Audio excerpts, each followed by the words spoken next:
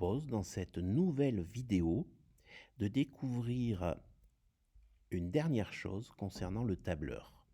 Découvrir comment figer des cellules et également ce que signifie figer des cellules. Alors, ce travail, cette activité que nous allons réaliser est du niveau plutôt lycée. Donc en collège, vous ne tracassez pas si vous ne comprenez pas tout de suite cette fonctionnalité. Donc, pour ce faire, je vous propose un exemple. J'ai ici un document, une feuille tableur d'un vendeur de jeux vidéo qui, sur la première ligne, a inscrit ici le montant de la remise qu'il va octroyer à ses acheteurs sur chacun de ses jeux. Donc il a décidé de proposer une remise de 14,50 € sur tous ces jeux, sur les 4 jeux qui sont là, qui coûtent 55 €, 55,95 €, 55,50 € et 49,90 €. Il va octroyer une remise de 14,50 €. Et ici, il souhaite calculer le nouveau prix de chacun de ces jeux. Donc pour calculer le nouveau prix, il va saisir tout d'abord une formule, donc ça commence par le signe égal, et comme nous l'avons déjà vu, il va mettre ici l'ancien prix, le prix initial, pardon, qui est de 55 €, donc il ne va pas taper 55, mais il va taper le nom de la cellule B4, moins le montant de la réduction, 14,50 €, qui est dans la cellule C1. Et j'appuie sur Entrée, et donc le jeu Super Luigi Force, il va coûter, après réduction, 14,50 €.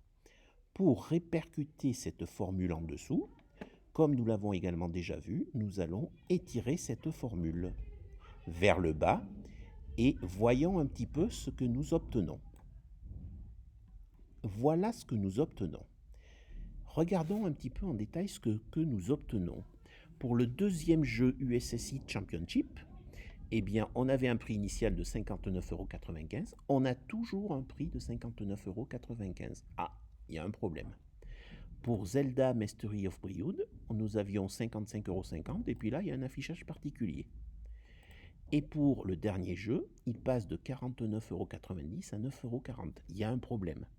Ici, il y a un problème évident. Or, nous avons fait comme d'habitude. Nous avons saisi une première formule que nous avons ensuite étirée. Alors, regardons un petit peu en détail ce qui s'est passé.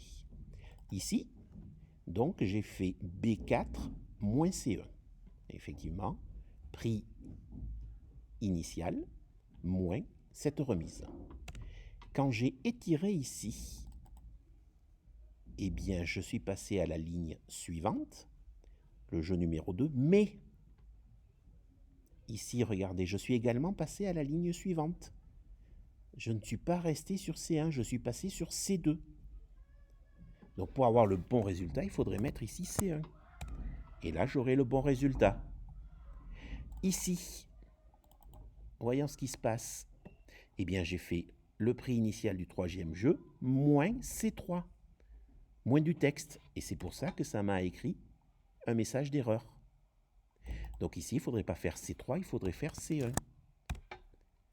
Et là, j'obtiens 41 €. Et là, regardez, je suis passé à la dernière ligne. OK. Mais il m'a enlevé C4. Et C4, c'est le nouveau prix de Super Luigi Force, pardon. Donc, on obtient cela.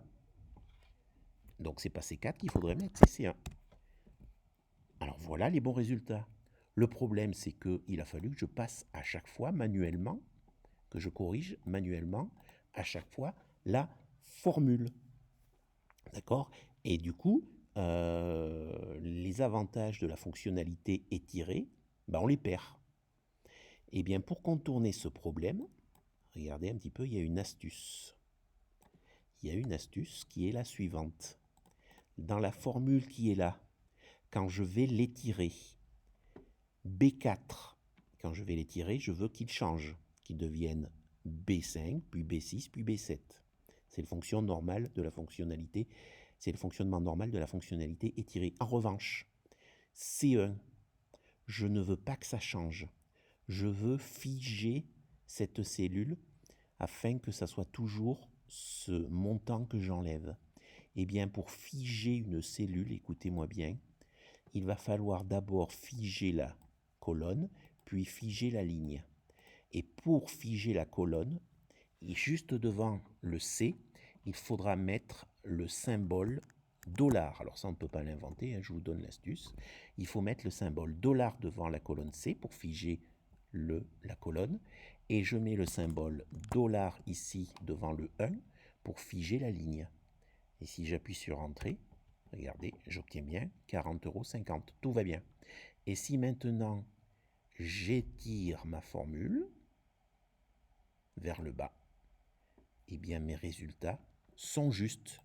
Regardons ici, je suis bien passé à B5 d'un côté et je suis resté à C1 ici. Je suis bien passé ici à B6 d'un côté et je suis resté à C1. Et enfin, ici, je suis bien passé à B7 et je suis resté à C1. Donc, pour figer une cellule, c'est-à-dire pour pas changer le nom de la cellule quand j'étire une formule, il faut que je la fige. Et pour cela, je dois utiliser des symboles $. $1 devant la lettre pour figer la colonne et $1 devant la ligne, le nombre ici, pour figer la ligne. Voilà ce que signifie figer des cellules.